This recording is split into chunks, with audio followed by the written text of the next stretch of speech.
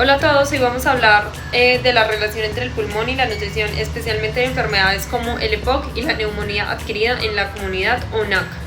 Como nutricionistas, entender esto es fundamental porque la alimentación puede mejorar o empeorar directamente la respiración del paciente.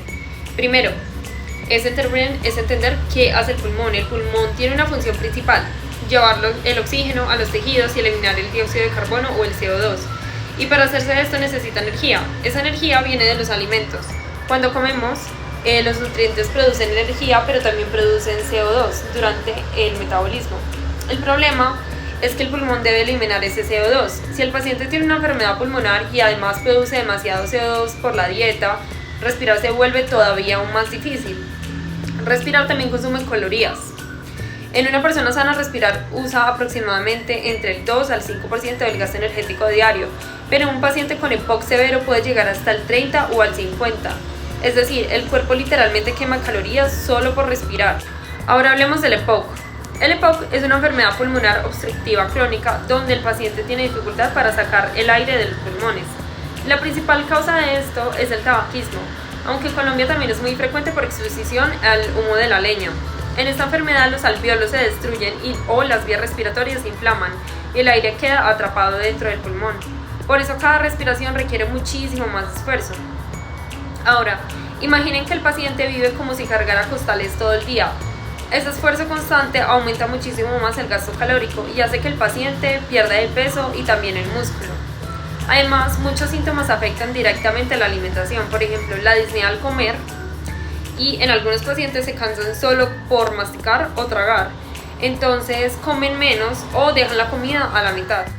La tos crónica puede producir náuseas, especialmente en la mañana, y hacen que el paciente evite el desayuno. También ocurre distensión gástrica porque el pulmón hiperinflado comprime el estómago. El paciente se siente lleno con muy poca comida. A esto se suma la ansiedad y depresión muy comunes en EPOC, que disminuyen todavía más el apetito. Los medicamentos también pueden afectar.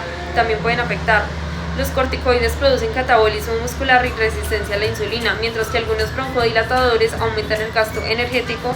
Y por último, la fatiga hace que muchos pacientes no tengan energía ni siquiera para cocinar, así que terminan consumiendo alimentos de baja calidad nutricional. Todo esto puede llevar a algo muy importante: la caquexia respiratoria. Esta es una pérdida involuntaria de peso mayor al 5% en 12 meses, acompañada de una pérdida de músculo e inflamación crónica. No se corrige solo comiendo más, requiere una intervención nutricional completa. Aquí el paciente entra en un círculo peligroso, come menos pero gasta más energía. Además, la inflamación destruye músculo, incluso el diafragma, que es el principal músculo respiratorio.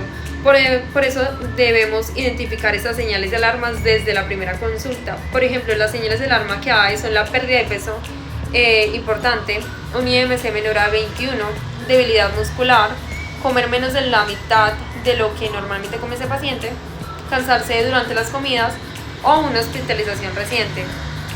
En EPOC, un IMC menor al 21 es predictor independiente de mortalidad. Entonces la pregunta es: ¿cuánto necesita comer en un paciente con EPOC?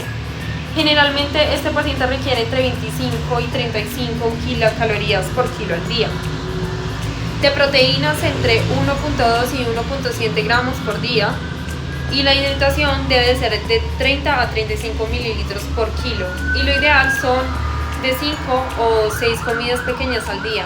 Acá aparece algo muy importante: en EPOC severo se prefieren más grasas saludables y menos carbohidratos.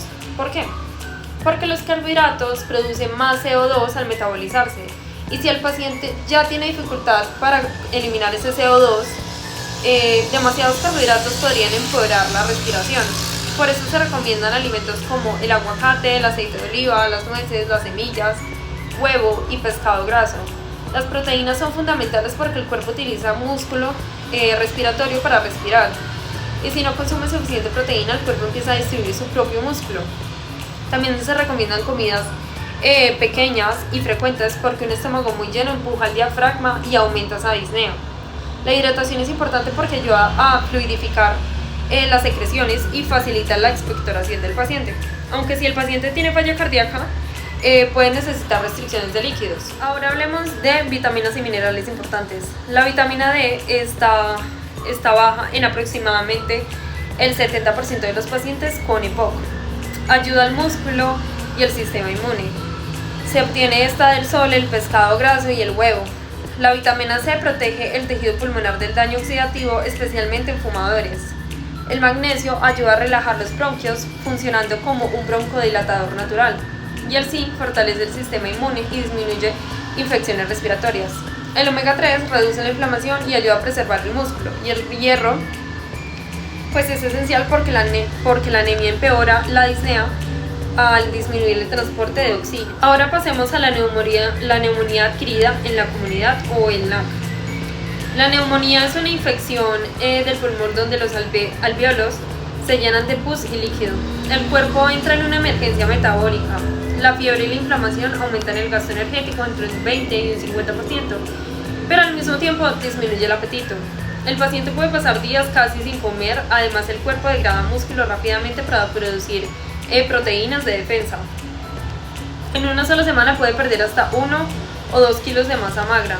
Y también es importante entender que la albúmina baja en neumonía. Esto no siempre significa desnutrición, puede bajar simplemente por inflamación, así que debemos interpretarla junto con la PCR. Existe una escala llamada la CURB-65 que ayuda a evaluar qué tan grave está el paciente y si necesita hospitalización. Si el paciente necesita UCI, la nutrición enteral debe iniciarse idealmente antes de 48 horas. Nutricionalmente, la neumonía se divide en fases. En la fase aguda, durante los primeros días no debemos sobrealimentarla. Se dan entre 15 y 20 kilocalorías por kilogramo y alrededor de 1.2 gramos de proteína por kilogramo. Lo más importante es mantener una hidratación y tolerancia oral. En la fase de mejoría aumentamos progresivamente calorías y proteínas añadiendo suplementos si es necesario. Y en recuperación buscamos recuperar peso y músculo llegando incluso a 1.5 a 2 gramos de proteína por kilogramo. En la valoración nutricional debemos preguntar varias cosas, por ejemplo, si perdió peso, cuánto tiempo lleva comiendo menos, si se cansa al comer, cuántas veces come al día y si usa suplementos. También debemos medir cosas como el peso y el IMC, los perímetros de pantorrilla, la fuerza muscular y revisar laboratorios como hemoglobina, vitamina D, albúmina, PCR y electrolitos. ¿Cómo sabemos si nuestra intervención funciona? Debemos monitorear el peso, la fuerza muscular, la prealbúmina, la PCR, porcentaje de ingesta oral y calidad de vida. La meta es que el paciente gane peso y mejore fuerza y tolere mejor las actividades diarias. La evidencia científica demuestra que la intervención nutricional sí funciona. Los estudios muestran aumento de peso más fuerza muscular, mejor capacidad para caminar y menos hospitalizaciones. Ahora, pues los alimentos que se recomiendan, como ya lo habíamos dicho yo creo que al principio del video, es el pescado graso, el aguacate, el huevo, el yogur, la leche, el maní y las nueces, también las leguminosas. Y alimentos que debemos evitar es el exceso de harinas refinadas, el exceso de sal, verduras muy flatulentas, el alcohol y también el exceso del café. También es importante conocer los suplementos orales nutricionales. Estos se indican solo cuando el IMC es menor de 21, hay pérdida de peso importante, la ingesta es menor al 60% o el paciente se fatiga mucho comiendo. Estos suplementos no reemplazan la comida, son un complemento y deben tomarse entre comidas. Finalmente, lo más importante para llevar a la práctica esto es el pulmón enfermo gasta muchísima energía. El paciente con EPOC necesita más calorías y más proteína, y la proteína debe estar presente en cada comida. El IMC menor de 21 es una emergencia nutricional, que las comidas deben de ser pequeñas y frecuentes, y la mejor combinación siempre será nutrición más ejercicio, porque juntos ayudan a preservar músculo y mejorar la respiración y aumentar la calidad de vida. Muchas gracias.